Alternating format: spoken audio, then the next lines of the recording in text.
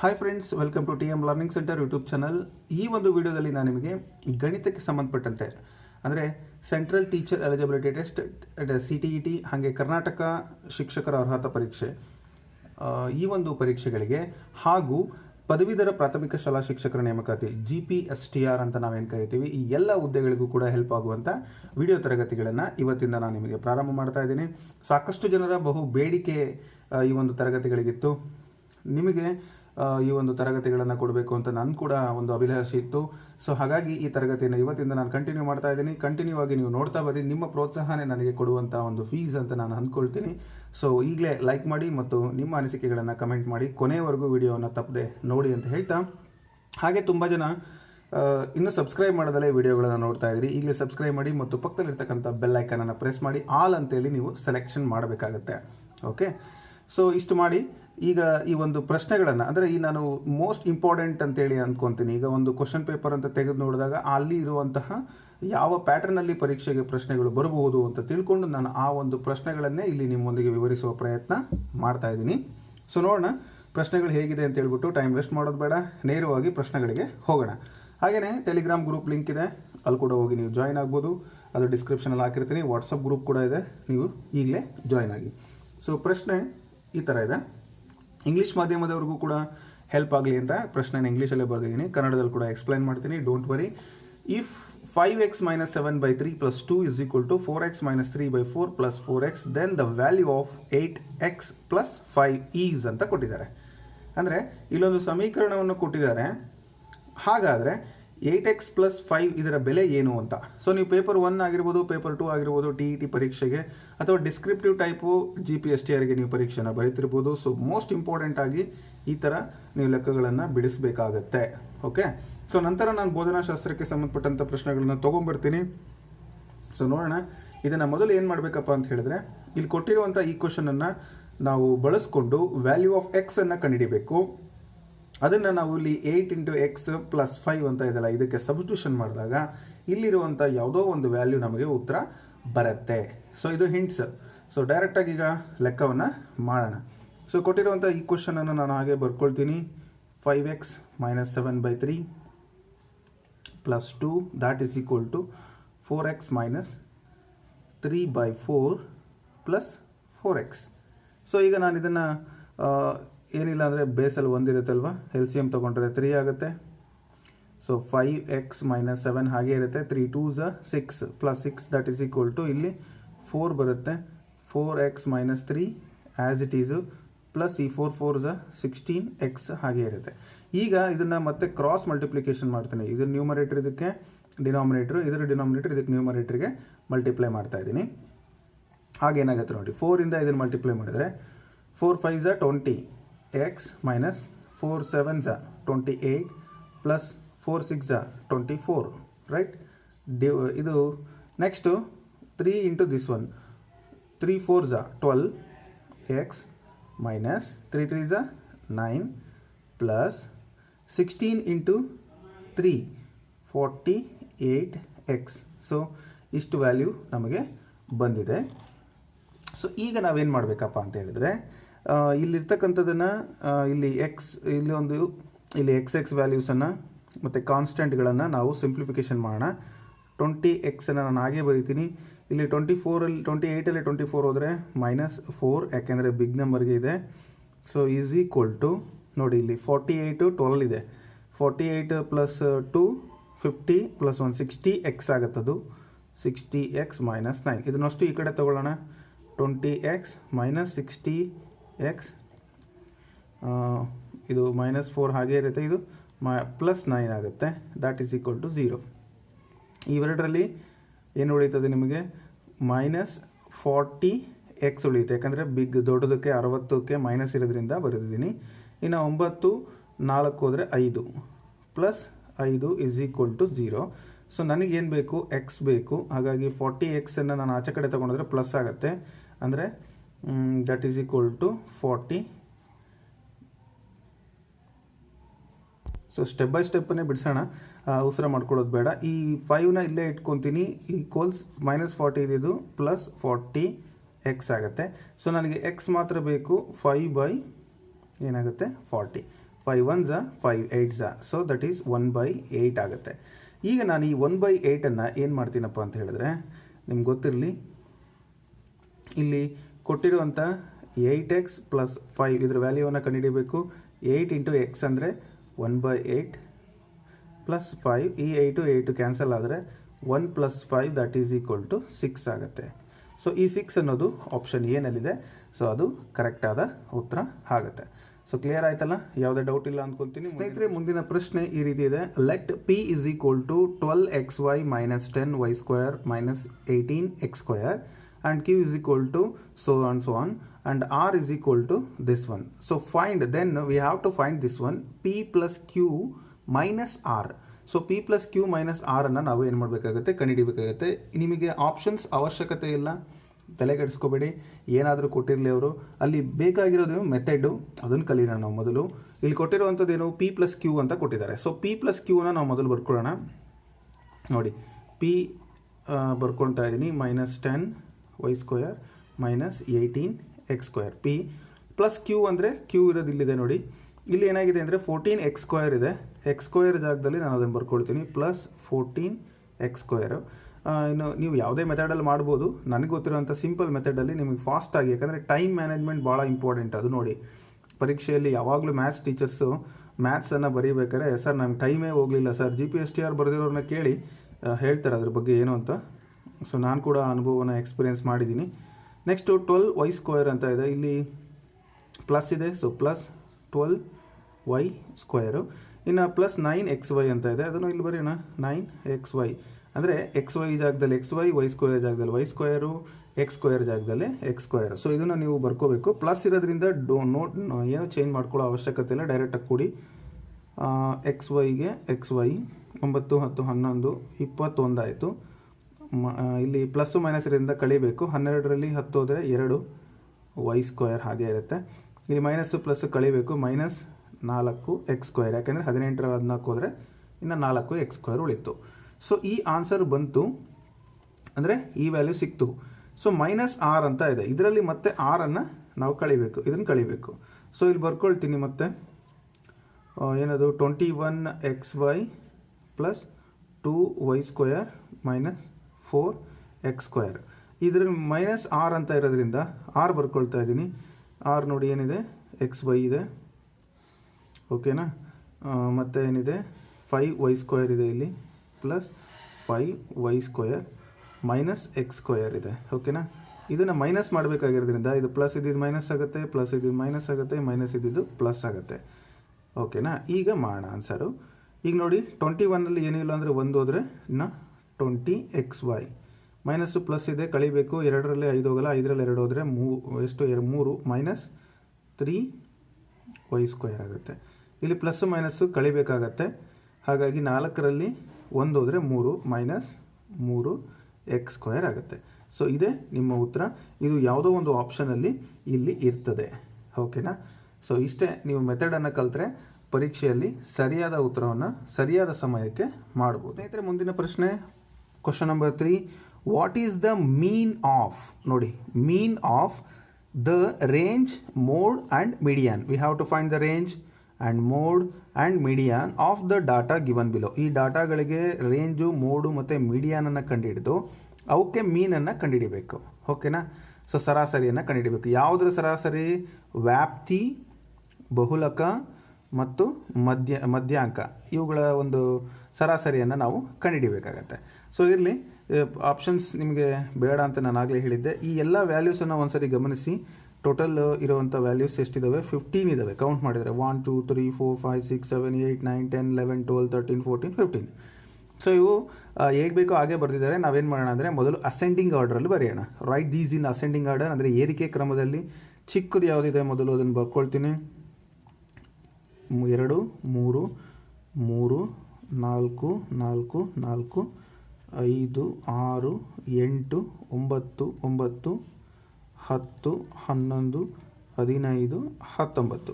So ಒಂದ್ಸರಿ count ಮಾಡೋಣ. 1 2 3 4 5 6 7 8 9 10 11 12 13 14 15 15 ಇದ್ದಾವೆ. ಒಟ್ಟು ಎಷ್ಟಿದ್ದಾವೆ, 15 ಟರ್ಮ್ಸ್ ಇದ್ದಾವೆ. ಇರಲಿ, ಈಗ ನನಗೆ ಮೊದಲು ಏನು ಮಾಡೋಣಪ್ಪ ಅಂದರೆ, ಮೋಡನ್ನು ನಾನು ಕಂಡುಹಿಡಿತೀನಿ. ಯಾಕೆ ಸರ್ ಮೋಡ್ ಕಂಡುಹಿಡಿತೀರಾ ಬಹುಲಕನ ಅಂದರೆ, ಯಾವುದು ಹೈಯೆಸ್ಟ್ ಸರಿ ರಿಪೀಟ್ ಆಗಿದೆ ಅಂದರೆ ಮ್ಯಾಕ್ಸಿಮಮ್ ಟೈಮ್ ರಿಪೀಟ್ ಆಗಿರೋದು 4, ಅದೇ ಅಲ್ವಾ. ಇನ್ನು ರೇಂಜ್ ವ್ಯಾಪ್ತಿ ಎಷ್ಟಿದೆ, highest minus lowest term. Highest ಎಷ್ಟಿದೆಯಪ್ಪ 19 ಇದೆ, ಲೋಯೆಸ್ಟ್ ಎಷ್ಟಿದೆ 2 ಇದೆ, -2 ಎಷ್ಟಾಯಿತು 17. So range is equal to 17, mode is equal to 4. ಇಷ್ಟು ಈಸಿನಾ. ಇನ್ನೊಂದು ಬಂತು ಏನು, ಮೋಡ್ ಅದು ಮೀಡಿಯಾನ್ ಕೇಳಿದ್ದಾರೆ. ಸೊ ಮೀಡಿಯಾನ್ ಅಂದರೆ ಏನು,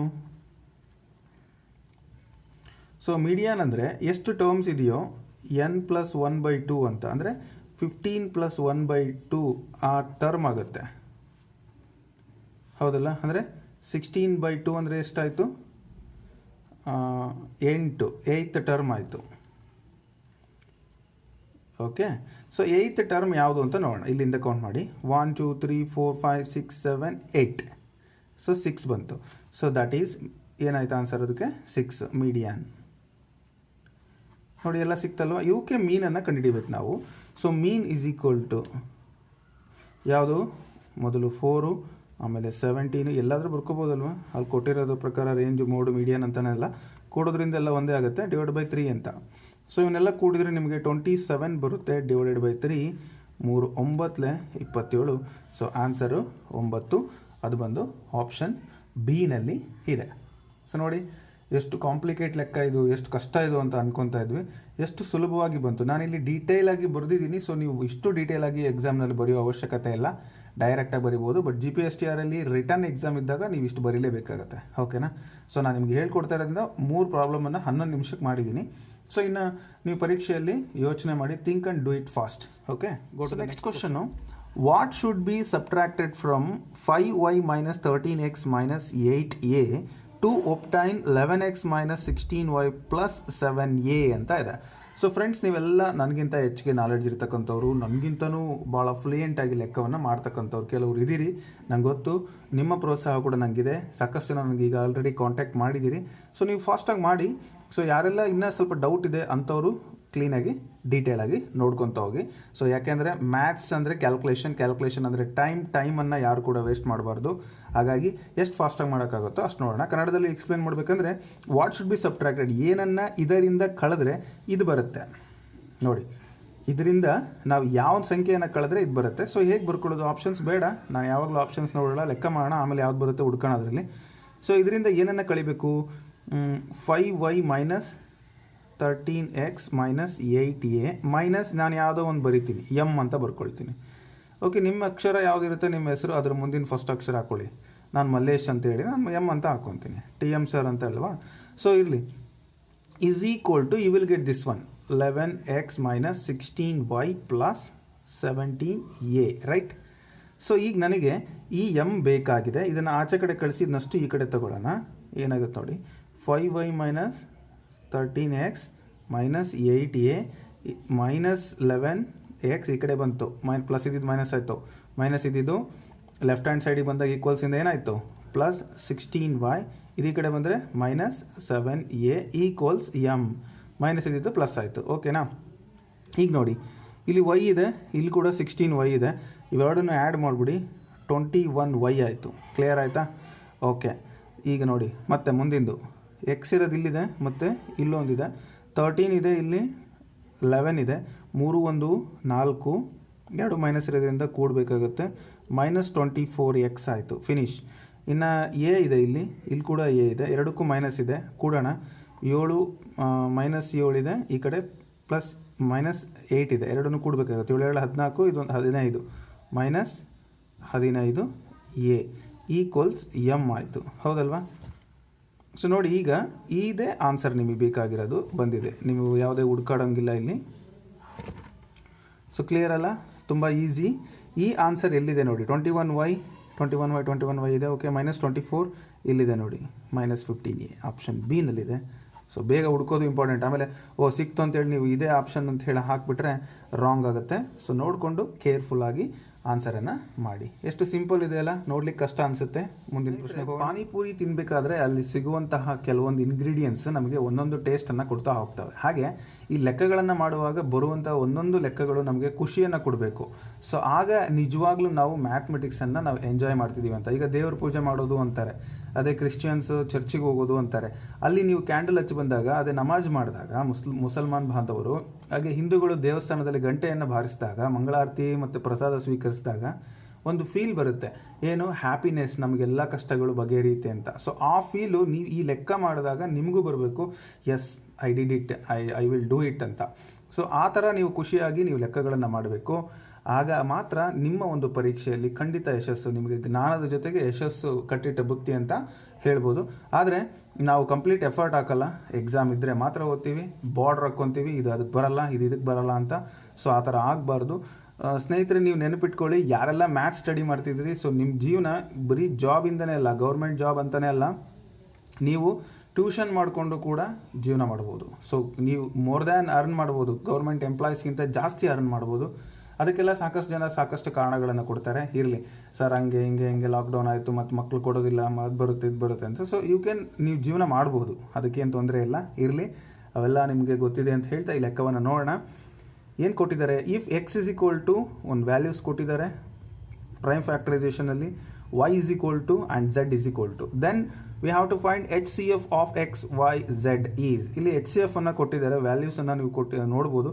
ನಾನು ಆಗಲೇ ಹೇಳ್ದಂಗೆ ನಿಮಗೆ ಆಪ್ಷನ್ಸ್ ಬೇಕಾಗಿಲ್ಲ, ಮೊದಲು ಲೆಕ್ಕವನ್ನು ಮಾಡಿ ಆನ್ಸರ್ ಲಾಸ್ಟಿಗೆ ಬಂದಾಗ ಆಪ್ಷನ್ ಸಿಗಲಿಲ್ಲ ಅಂದಾಗ ನೀವು ಲೆಕ್ಕ ಹುಡುಕ್ಬೇಕಾಗತ್ತೆ, ರೈಟ್ ಅಲ್ಲ. ಸೊ HCF ಅಂದ್ರೇನು, ಮಾಸಹ ಅಂತ ಕರಿತೀವಿ ಕನ್ನಡದಲ್ಲಿ, highest common factor.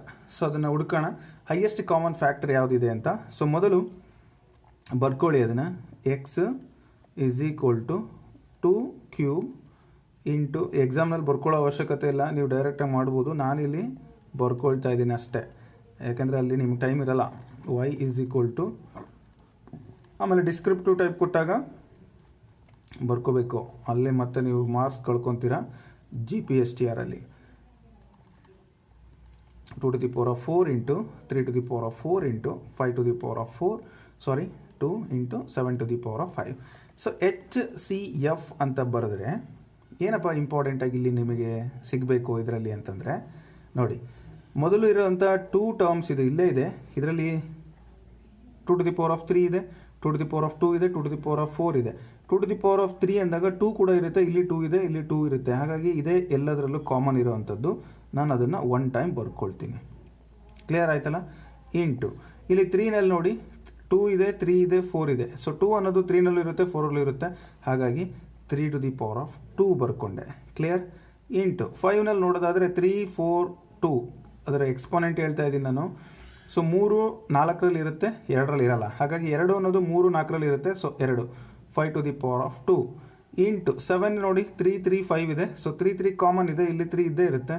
7 to the power of 3. So ಇದು ಆನ್ಸರ್ ಇದೆ, ಎಸ್ ಸರಿ ಅಂತ ನಾನು ಹೇಳ್ತೀನಿ. ಆದರೆ ಆಪ್ಷನಲ್ಲಿ ಅದಿಲ್ಲ. So 7 to the power of 3 ಇಲ್ಲಿದೆ, ಇಲ್ಲೂ ಇದೆ. ಹಾಗಾಗಿ ಇದು ಬರಲ್ಲ, ಇದು ಬರಲ್ಲ. So either this one or this one, B or D. ನೋಡೋಣ. ಈಗ ಇವನ್ನ ಸಿಂಪ್ಲಿಫಿಕೇಶನ್ ಮಾಡೋದಾದರೆ 2 2s 4, 3 3s 9, 5 5s 25, 25 4s 100, 100 into 9 900 into 7 to the power of 3. ಕ್ಲಿಯರಾ. 900ಅನ್ನು ನಾನು ಏನಂತ ಬರಿಬೋದು ನೋಡಿ, ಇವೆರಡು ಆಪ್ಷನಲ್ಲಿ ನೋಡಿದ್ರೆ 30 ಕ್ಯೂಬ್ ಇದೆ, 30 ಸ್ಕ್ವೇರ್ ಇದೆ, ಹೌದಲ್ಲ. ಸೊ ಇದು ನಿಮ್ಗೆ ಡೌಟ್ ಬರುತ್ತೆ. 30 ಇಂಟು 30 ಏನಾಯಿತು, 3 3 9, 2 0 ಬರುತ್ತಲ್ಲ. Means 30 square into 7 to the power of 3, ಹೌದಲ್ಲ. So this is the answer, option D. ಹಾಗಾಗಿ ಆಪ್ಷನ್ ಬಿ ಖಂಡಿತ ಬರೋದಿಲ್ಲ. ಇಷ್ಟೇ ನೋಡಿ, ಭಾಳ ಸಿಂಪಲ್ಲಾಗಿ ನೀವು ಲೆಕ್ಕವನ್ನು ಮಾಡ್ಬೋದು. ಈ ಎಲ್ಲ ಲೆಕ್ಕಗಳು ನಿಮಗೆ ಒಂದಷ್ಟು ಮಾರ್ಗದರ್ಶನ ಕೊಟ್ಟಿದ್ದೇವೆ ಅಂತ ಹೇಳ್ತಾ, ಸಾಕಷ್ಟು ಜನ ನನಗೆ ಕಮೆಂಟ್ ಮಾಡಿದಾಗ ನನಗೆ ತುಂಬ, ನೀವು ಏನೂ ನನಗೆ ಕೊಡೋದು ಬೇಡ, ಅಮೌಂಟ್ ಕೊಡೋದು ಬೇಡ, ದುಡ್ಡು ಕಾಸು ಏನೂ ಬೇಡ, ನನಗೆ ಎಕ್ಸ್ಪೆಕ್ಟೇಷನ್ ಏನೂ ಇಲ್ಲ. ನಿಮ್ಮ ಒಳ್ಳೆಯ ಮಾತುಗಳು ನನಗೆ ಸಾಕಷ್ಟು ಸ್ಫೂರ್ತಿಯನ್ನು ತಂದುಕೊಡುತ್ತೆ. ನಾನು ಯಾವಾಗಲೂ ಕೂಡ ಹೇಳ್ತಿರ್ತೀನಿ, ನಾನು ಕೂಡ ಕಷ್ಟಪಟ್ಟಿರ್ತೀನಿ, ನೀವು ಕೂಡ ಮುಂದೆ ಒಳ್ಳೆಯ ಒಂದು ಜಾಬನ್ನು ತಗೊಳ್ಳಿ, ಜ್ಞಾನವಂತರಾಗಲಿ ಅನ್ನೋದು ನನ್ನ ಆಸೆ ಅಂತ ಹೇಳ್ತಾ, ಸೊ ನಿಮ್ಮ ಕಮೆಂಟನ್ನು ನಾನು ನಿರೀಕ್ಷೆ ಮಾಡ್ತೀನಿ. ಮುಂದಿನ ತರಗತಿಯಲ್ಲಿ ಮತ್ತೆ ಭೇಟಿ ಆಗ್ತೀನಿ. ಈ ತರಗತಿಗಳು ಕಂಟಿನ್ಯೂ ಆಗುತ್ತೆ. ಇವತ್ತು ಟಾಪ್ 5 ಲೆಕ್ಕಗಳನ್ನು ನಿಮ್ಮೊಟ್ಟಿಗೆ ನಾನು ಡಿಸ್ಕಷನ್ ಮಾಡಿದ್ದೀನಿ ಅಂತ ಹೇಳ್ತಾ, ಶೀಘ್ರದಲ್ಲೇ TET ನೋಟಿಫಿಕೇಷನ್ಗಳಾಗುತ್ತೆ, CTET ಮತ್ತು ಕರ್ನಾಟಕ ಟೆಟ್. ಸೊ ಅವುಗಳನ್ನು ನಿರೀಕ್ಷೆ ಮಾಡಿ.